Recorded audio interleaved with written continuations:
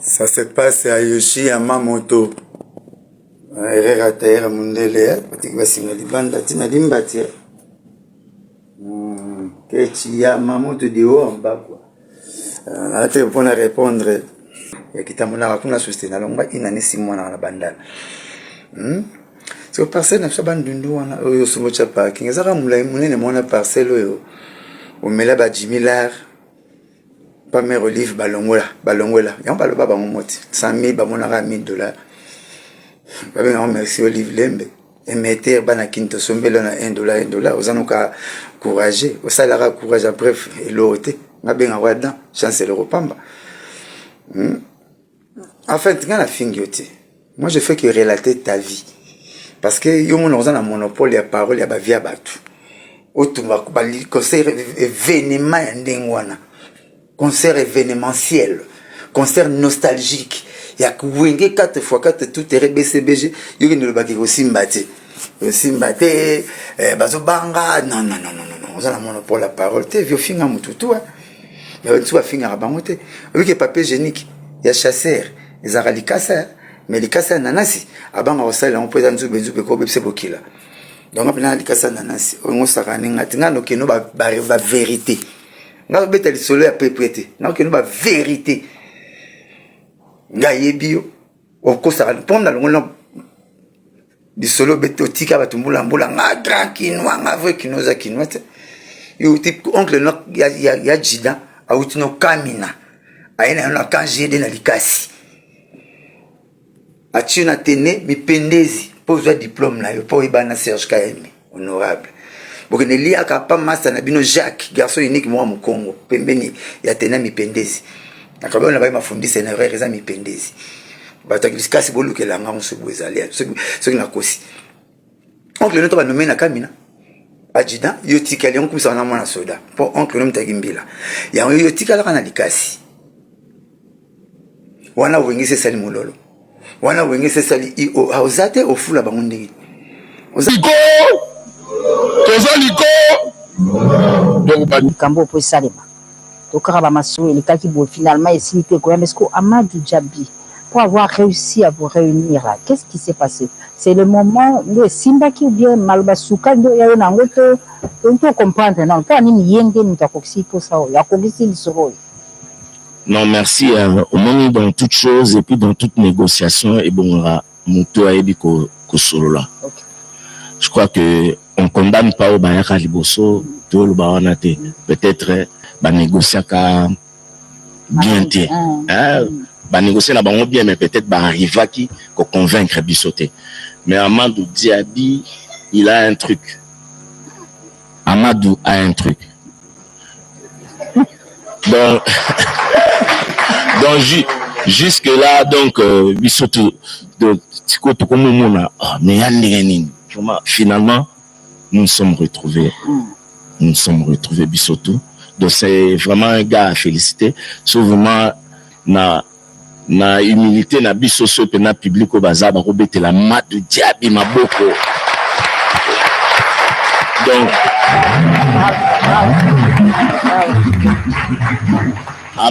Amadou, non seulement il va donner un plaisir à ce public, et il va donner aussi un bonheur à nous. D'abord de nous retrouver. On a des connaissances, mais les vrais amis, bango. Toi, bamas, peut-être les gens qui kabona qui mais ce ne sont pas nos amis. Les vrais amis bango. N'enge to kutani la réconciliation moroboé donc on a moni bango de na à l'aise donc on est à l'aise on a na sauté na comment un peu réticent on a pas tout mais depuis que to kutani on s'attaque pour de vrai on se réconcilie aussi pour de vrai voilà et je sens ça c'est ça après il y a des épreuves moment moni biso lelo batumingi ba mona musique mais biso beta ba makolo bo to beta na ipene bo beti makolo ti bandal bo jivna nzela selembao mais lelo batumingi ba yebi angote lelo batumini bamona kaka ke wenge yango mais bayebi c'est que nous on a enduré bayebi yango te voilà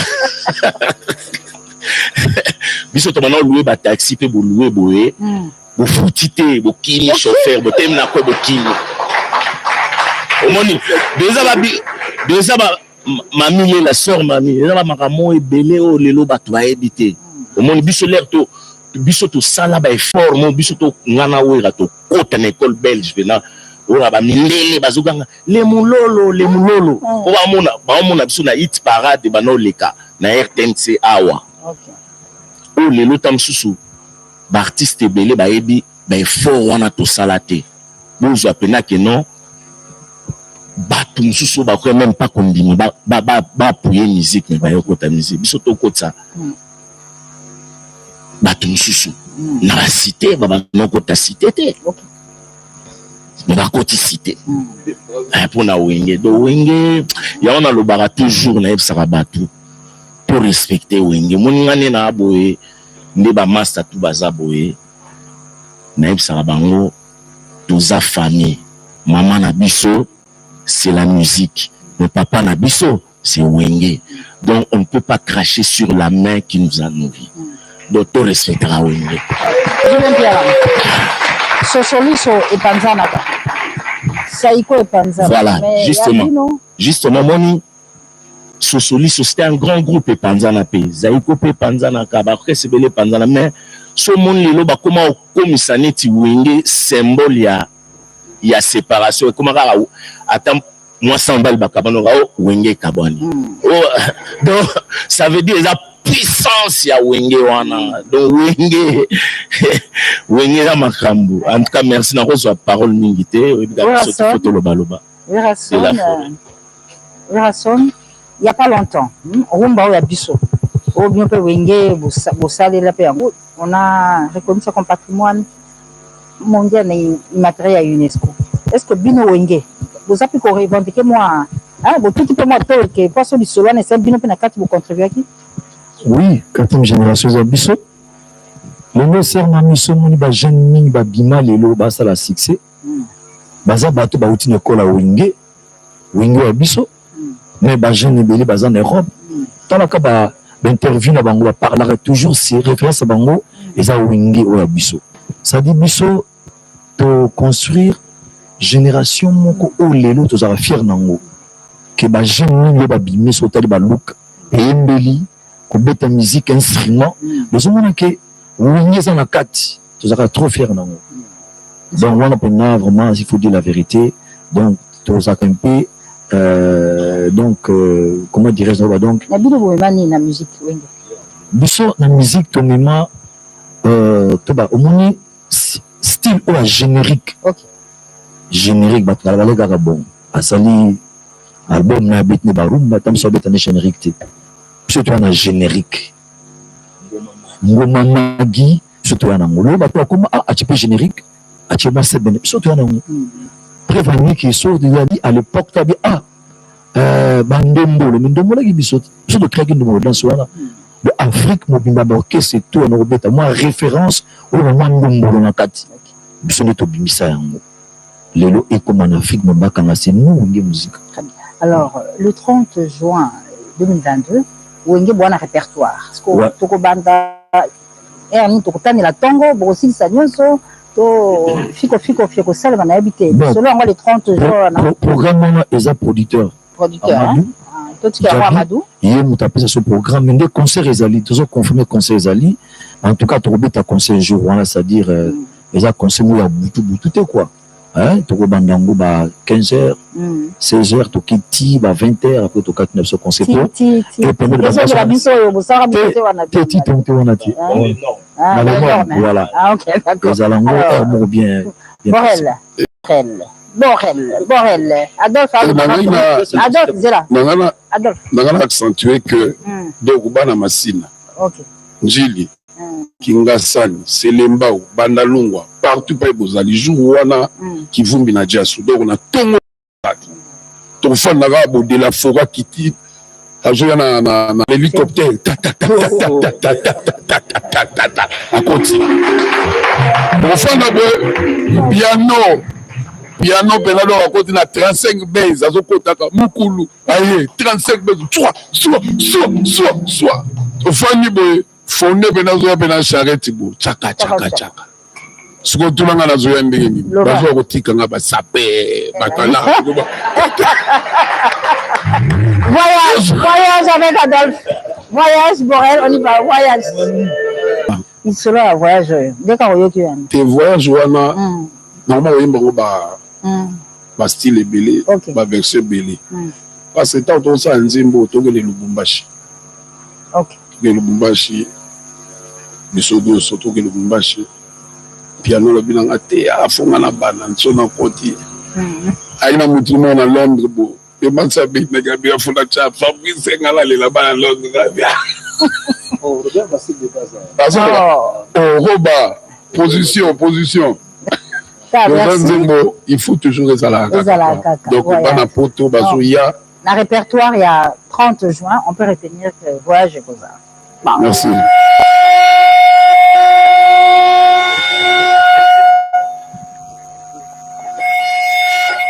Ça va aller. Nous sommes en direct, c'est des aléas de la technique, il n'y a pas de problème. Wilson, et toi là qui ça, Mboka Banganga, Mboka Bankango, Mboka Bamitema, Oyo, Bebza Makamboana. N'habitez pas millennium ndegeni parce que du solo, tu sais, ça va bouillir, c'est pas peu dans côté. Hein? Engati moi ba kalo to misala. Alors esprit ya wenge na minute ezala niveau ni ya na ndegeni. C'est le et le goto sali poto noir batuté. Ils ont pas promouvoir culture ya mboka. Lelo Nandi c'est pour la première fois émission la Caribou Salamabo. Ils allaient battre mais toujours nous pour essayer aux amis force ya mboka. Nous vandia bayebi obiso to sala. En tout cas nous ça zangi mutema kufungama. Tozate pona chamu to kal. Pona bebi sa boulona yo non. Ils apprennent à aider culture en mboka. Mais ce que l'ingli, au côté de n'inga voyage pour bébi événement, il va bannis va séparer noti. Ba fanatique à quel l'ingli va séparer. Mami le langage a grande stratégie. Ba il bien très bien. Muta bosani na makamwana qui aura sa stratégie. On a le bagaille bien monté à cousi. Total pour événement ils a costaud. Et na baki ya soko bela attention. Aux hommes ta problème bima na mboka kenena. On va le moment, seulement nous avons un problème, soit tous les cas. Parce que auto salango, pour la commune, et ça réconciliation, tout ça, on va master. Au monde là, on qui veut comprendre le moko, tout ça va réserver à conserver ma vie. On va avoir un boucle là, ninja, moi va c'est quelle amitié. Mais nous soucions évidemment tout le monde à des tata. Parce que ils allaient venir moko, il y a deux. On attend moteur. Mon écoute, tu es yo bimisi. Missile avant. Mon association, ils ont mis tout et ça, c'est-à-dire Evan Nagate. Et donc, ils ont réfléchi, bon, habité. Dans côté, en tout cas, tous les soumis mon c'est la première montée, ils ont réconciliation entre eux, cette compagnie, pour nous sauver culture en boucle. Merci beaucoup. Alors, ce bel événement est attendu en RDC, c'est toute la République démocratique du Congo qui est suspendue à ce retrouvailles des Wenge 4x4 tout terrain. Et ils sont très nombreux qui soutiennent ces retrouvailles. Nous avons avec nous le soutien de l'honorable sénateur Évariste Bouchab. Depuis sa résidence, eh bien, il nous charge d'encourager le Wenge 4x4 qui va les accompagner dans cette activité. Et comme M. Massanga. Oh. Alors, c'est parti. On va revivre, on va vous proposer des interviews de toutes ces personnes qui soutiennent cet événement. Nous avons